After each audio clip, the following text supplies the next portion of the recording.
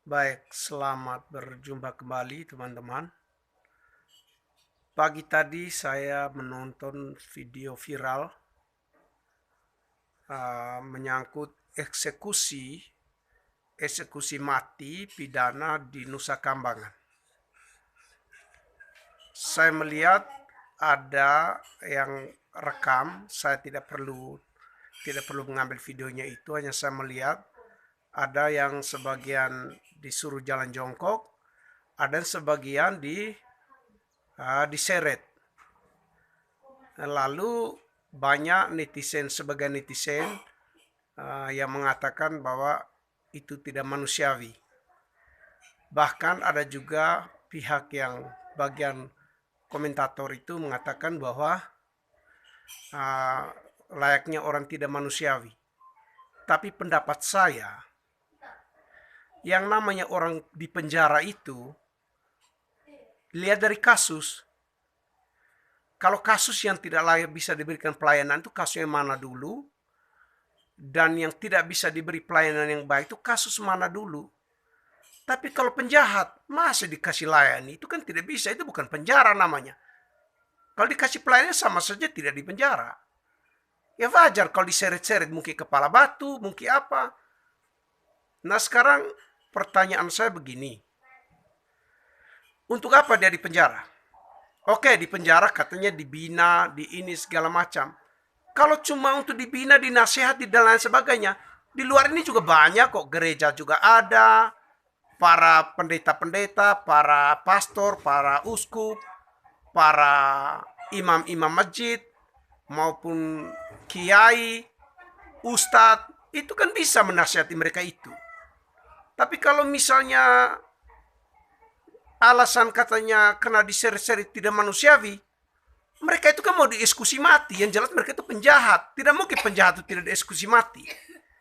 Sekarang begini, kita kan percaya adanya surga dan neraka. Neraka itu tempat apa? Neraka itu kan tempat hukuman bagi para penjahat. Tidak mungkin toh Tuhan melakukan itu seperti manusiawi. Pasti disiksa lah. Pasti disiksa, apalagi kalau kita lihat ilustrasi video siksa neraka itu, lihat di YouTube itu, walaupun cuma ilustrasi tapi saya rasa sangat masuk akal. Ya. Ada ilustrasi siksa neraka, ada yang dipotong perutnya, ada yang dituang dengan timah panas, tembaga panas, di air yang mendidih, kemudian dipanggang di api yang menyala, lalu kemudian ditikam dengan tombak-tombak oleh malaikat. Pertanyaan saya, kenapa Tuhan tidak memikirkan itu manusiawi? Berarti kan apa Tuhan itu tidak baik?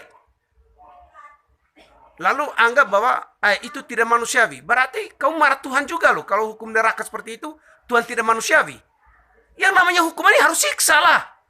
Saya lebih senang kalau memang diseret begitu, ya mungkin kepala batu.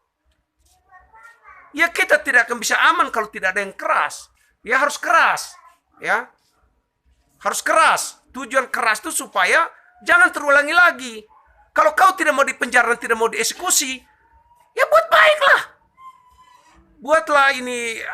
Buatlah yang baik supaya tidak seperti itu. Justru diseret-seret itu, syukur diseret-seret. Kalau misalnya disiksa dulu, diiris dulu pelan-pelan ke sini, lalu ditaruh jeruk, lalu kemudian itu kau mau bagaimana kira-kira? Kau persalahkan lagi. Ya kalau kau tidak mau begitu, ya jangan buat jahat, tuh kan begitu. Selesai. Gampang sebenarnya. Ya. Sekarang lalu marah aparatnya itu tidak manusiawi. Kau tidak marah dengan Tuhan itu yang hukum orang di neraka itu sesuai ilustrasi itu yang dilihat kan? Pasti kalau ada ilustrasi, pasti ada penglihatan yang dulu-dulu. Atau ada para nabi yang sudah pernah lihat neraka lalu balik kembali lalu kasih tahu kepada manusia. Ya seperti inilah siksanya. Pertanyaan saya, kenapa kau tidak marah juga Tuhan? Tuhan, kenapa kau tidak manusiawi sekali? Yang namanya hukuman itu harus siksa. Ya. Bila perlu direndam dengan air panas kok. Kalau seperti itu kan itu penjahat itu. Ngapain diberikan melayani dia dengan baik? Masa harus dilayani? Itu melayani itu kecuali orang yang baik. Baru dilayani dengan baik. Kalau kau penjahat, orang kalau sudah eksekusi mati berarti sudah kejahatan sudah lewat batas. Sudah lewat daripada targetnya sebenarnya. Hukum itu tidak bodoh. Dan orang yang menyusun hukum itu bukan cuma satu dua orangnya pikir dia punya otak sendiri. Tetapi sudah berpikir beratus-ratus orang menyusun itu undang-undang. Bahkan dari DPR, bahkan semua ikut terlibat ada hubungan dengan penyusunan undang-undang. Tidak asal susun, Pak. Maka dari itu, janganlah kita bicara tidak manusiawi, apa segala macam. Itu pemikiran konyol, pemikiran bodoh yang perlu kita pikir kembali. Bagaimana penjahat seperti itu harus pelayani dengan baik ini. Itu menurut saya itu pelayanan dengan baik itu kecuali kalau kita macam contoh Tuhan, kita tidak berbuat dosa, dia akan melayani kita dengan baik. Di sorga pasti beri layan yang baik, malah dihormati oleh malaikat-malaikat. Tapi kalau kau berbuat jahat, mana ada malaikat hormat kau? Oh, mari Pak, ini dikasih kue, ini kasih ini, lalu kemudian bawa ke neraka. Lalu sampai neraka, siksa sebentar pulang ke rumah, saya arahkan kamu dulu. Karena ada kehidupan yang kedua lagi, kamu begini-begini. Tidak ada seperti itu. Kekal selamanya. Masih bersyukur tuh eksekusi mati itu. Eksekusi mati itu tidak tahu di surga. Siapa tahu dia dibebaskan karena ampunan Tuhan. Kan kita tidak tahu. Maka dari itu, kalau mau ingin supaya jangan disiksa, ya buat baik tuh. Selesai. Tidak usah buat masalah. Hidup seperti orang ini kalau aman kan enak. Kalau tidak mencuri kan enak. Kalau tidak membunuh kan kita menjadi damai. Kalau tidak ada perang kan kita enak. Kita bisa cari kerja apa saja. Walaupun hidup kita miskin, tapi yang penting bisa makan hari-hari. Tapi kalau misalnya kerjanya cuman membunuh orang, mencuri, lalu kemudian merampok, lalu kemudian ya macam-macam lah. Perbuatan jahat yang sebenarnya tidak bisa diampuni. Ya syukur-syukur langsung eksekusi. Eksekusi mati dia harus senang karena langsung tembak mati. Tidak ada sakit. Bagaimana kalau orang iris dulu yang silet, kasih jeruk, atau kasih luka sedikit, kasih lombok, atau dipukul dulu ini, kasih hancur dulu ini kaki, dia lepas, dia hidup sampai bengkak-bengkak, sampai dia kesakitan, itu bagaimana kira-kira rasanya? Ya bersyukur itu eksekusi mati itu, cuma seret sebentar saja itu. Ya mungkin kepala batu disuruh jalan, tidak mau jalan.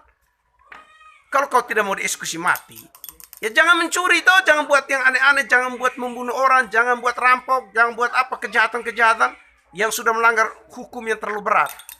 Hukum ini kan melihat dari tingkat pelanggarannya. Kalau hanya masalah ini ya tidak mungkin disiksa juga di dalam ini, pidana tidak akan disiksa. Itu dilihat dari tingkat kejahatan yang dia buat. Kalau kejahatan sudah lebih parah dari situ, mana ada mau kasih hati seperti itu. Justru saya jempol pihak keamanan itu. Aparat yang seret-seret saja. Itu kan kurang ajar yang begitu model. Saya rasa saya mendukung itu yang seperti itu. Tapi kalau orang mengatakan tidak manusiawi, sebenarnya Anda yang tidak manusiawi. Berarti Anda mendukung penjahat.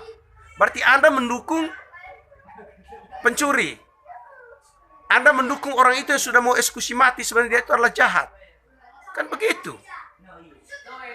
Maka dari itu coba kita pikir yang cerdas. Kalau kita waras tuh kita berpikir cerdas.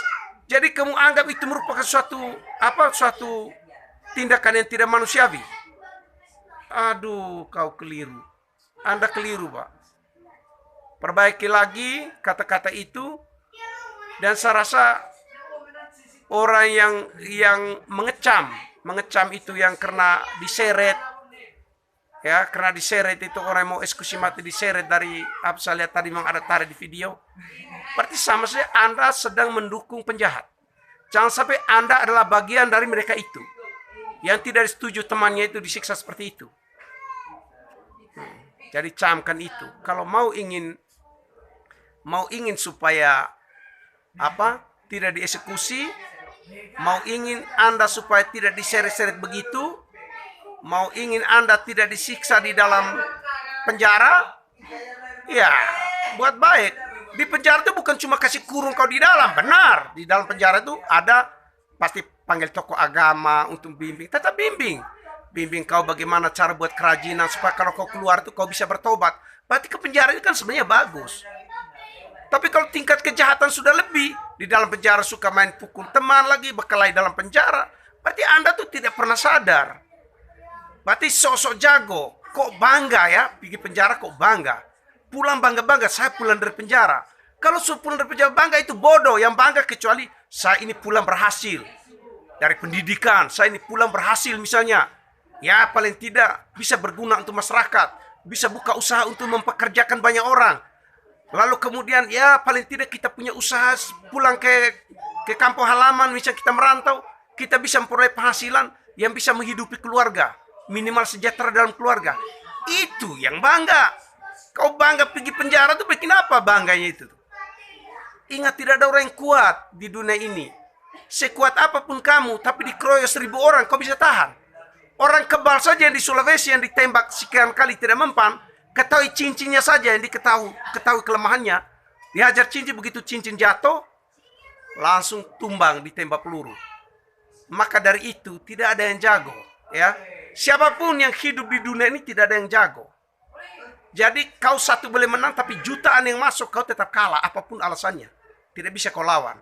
Jadi seperti itu, saya mendukung pihak pihak keamanan, pihak eksekusi saya mendukung.